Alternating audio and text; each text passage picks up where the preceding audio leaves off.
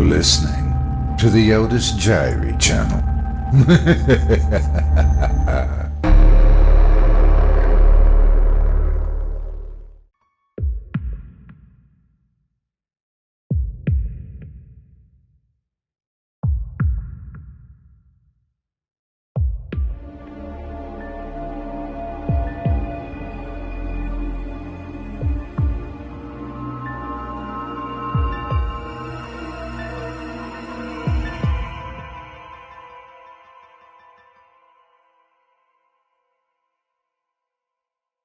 The Banshee, by an anonymous author, narrated by Otis Jiry.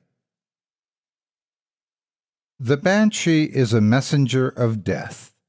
In Irish, she is called the Banshee, which means woman of the burial mounds.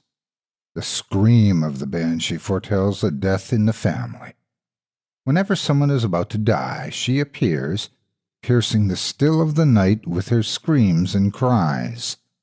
The wailing of this fiendish ghost sounds like an unearthly demonic howling, and it keeps growing ever louder until the unfortunate person passes away.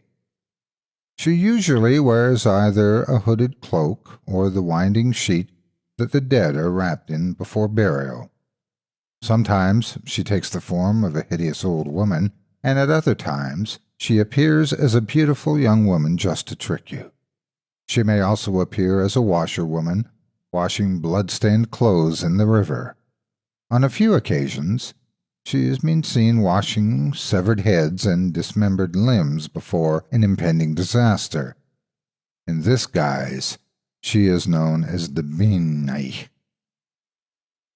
I once heard tell of 3 teenage girls who went to a party one night. Their father had gone off to Dublin on business, and left them to take care of themselves. As the sisters were walking home that night, along the dark country roads, they passed by an old church. In the bright moonlight, they were startled to see a hideous old woman with long white hair and a black cloak running back and forth on top of the churchyard wall. She was clapping her hands and wailing loudly. The apparition suddenly vanished, and the frightened girls ran all the way home. The next morning, they got news that their beloved father had died suddenly the night before. Don't make the mistake of thinking the Banshee is a kind and benevolent ghost just because she warns of death. The scream of the Banshee is a cry of delight. She hates the living and wants everyone to die. Growing up in Ireland, the older folks would delight in telling us tall tales about the strange and inexplicable spirits that haunt the fields and valleys. The most popular legend was the one about the Banshee. I heard many stories of grown men and women scuttling off across fields and jumping over ditches if they thought they heard her lonesome, mournful keening echoing in the darkness. My parents had a small farm out in the country, and as anyone in Ireland will tell you, strange things are known to happen at twilight out in the back of beyond. Strange and eerie things, the like of which you wouldn't be able to explain. When I was 10 years of age, myself and my little sister, married, were out playing in the fields. Out of the watchful eye of our parents, we would always be up at some devilment or other. On this particular day, we strayed out farther into the wilds than we had before. It was late in the afternoon, and twilight was fast approaching. We were playing a game of hide-and-seek, running back and forth between the ditches and the trees. My sister was hiding in the tall grass, and I was trudging through it on my hands and knees, searching for her. All of a sudden, out of the corner of my eye, I spotted a black shape lurking in the ditch. At first I couldn't make out what it was, but when I took a closer look, it seemed to be some kind of canvas material.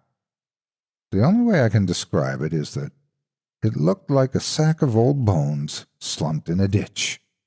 Just then, the wind started to blow, and I heard a faint sound carried on the breeze. I stopped in my tracks and listened intently. It sounded like a sort of wailing, very faint and very distant. The noise was somehow unnerving, and it filled me with a strange sense of fear and foreboding. I crouched there, listening for a while, until I noticed some movement in the tall grass to the left of me. The black shape I had seen was now creeping slowly through the grass, coming towards me. As it got closer, the eerie wailing became louder and louder. I stood there, mouth open in terror, watching this ominous bundle of rags come slinking towards me.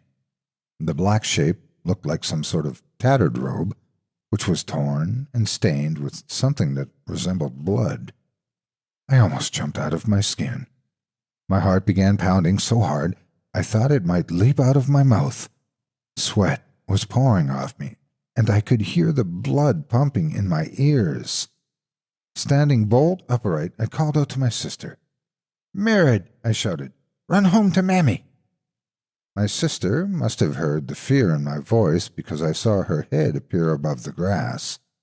"Now, Mirrid," I shouted, "run." I didn't need to tell her again. She took off through the fields, running back toward our house. I took off running too, but there was a barbed wire fence up ahead. I looked to my left and saw the black bundle speeding up. It seemed to be trying to overtake me and cut off my only route of escape. I ran like the wind. I ran as fast as I could, and the thing still kept pace with me. Fear was creeping up my spine like a sack full of spiders. As it came closer and closer, I reached the fence, and with a desperate effort, I leaped over it. The bundle of rags rose from the ground and emitted a blood-curdling shriek. In a panic, I realized I had become snagged on the barbed wire. When I chanced to look back over my shoulder, I caught sight of the hideous face of an old woman, poking her nose out through the tall grass. Tall and thin, pale and hollow, she looked, with long white hair flowing out from under her hood. She was like a thing that hovered between life and death. For a moment our eyes met, and she pointed at me with her long skeletal finger. Then she let out a piercing scream that deafened me. Trembling with fear, I ripped my clothing free of the barbed wire and kept running towards home.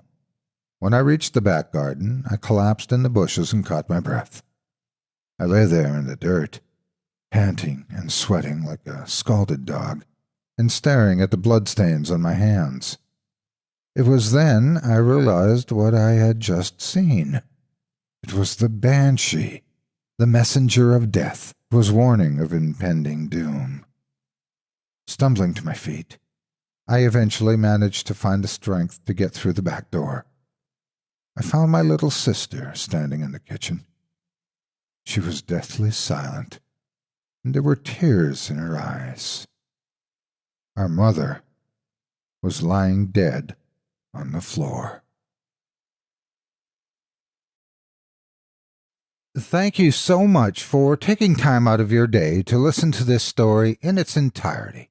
If you enjoy what you hear and what I do and would like to support me and my efforts, visit my Patreon page at patreon.com/Otis Jiry. If you haven't yet, please hit the like button and subscribe today, and share this video with everyone on your social media. It helps more than you could ever imagine. If you'd like to see a particular story narrated, including one you may have written yourself, send it to submissions@otisjiry.com and I'll take a look.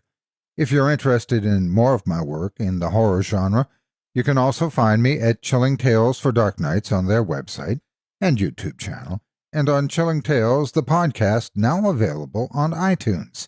Again, thank you for listening and have a great day. God bless you.